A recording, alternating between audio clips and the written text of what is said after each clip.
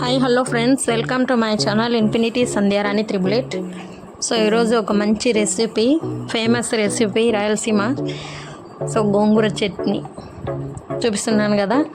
So 10 రూపీస్కి 3 కట్టలు ఇస్తారనమాట ఇక్కడ.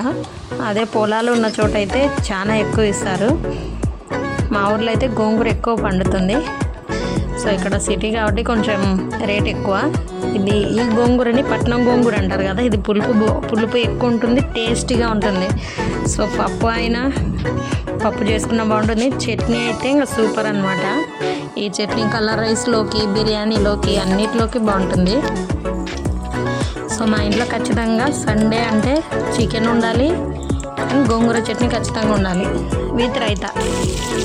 సో చూడండి, నేను చూపిస్తున్నాను కదా. డేక్షాలో కొంచెం ఆయిల్ వేసి ఒక 4-5 పచ్చిమిరపకాయలు తీసుకున్నాను నేను. ఆ పచ్చిమిర్చిని కొంచెం ఆయిల్ వేసి కొంచెం వేగిన తర్వాత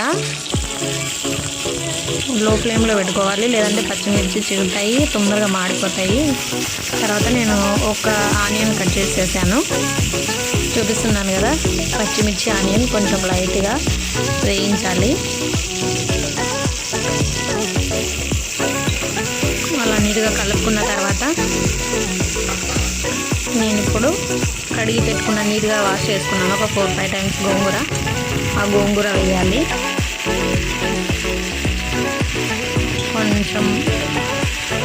కొంచెమే ఆయిల్ వేసాను, లేదంటే అడుగు అంటుతుంది.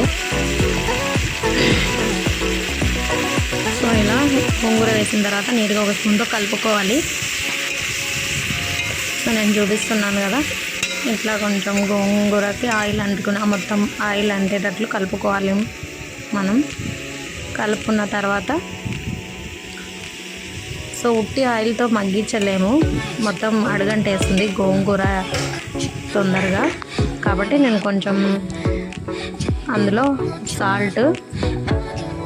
సాల్ట్ కూడా వేసుకోవాలి, ఎందుకంటే తొందరగా కుక్ అవుతుంది సాల్ట్ వేస్తే.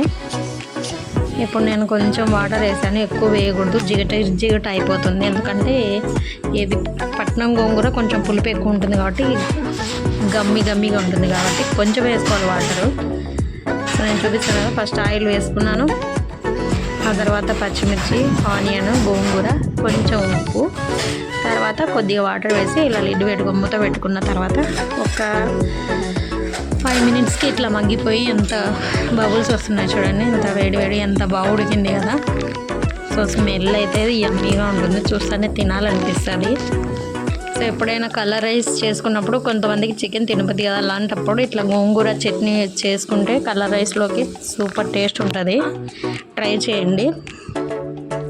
సో ఇప్పుడు నేను మగ్గిన తర్వాత అందులో వాటర్ అంతా పోయిన తర్వాత నేను ఇట్లా మొత్తం అన్నీ మిక్సీ గిన్నెలోకి తీసుకొని ఇలా కచ్చాపచ్చిగా ఒక రౌండ్ తిప్పానండి. ఇప్పుడు మన చట్నీ రెడీ. ఎలా ఉంది నా గోంగూర చట్నీ?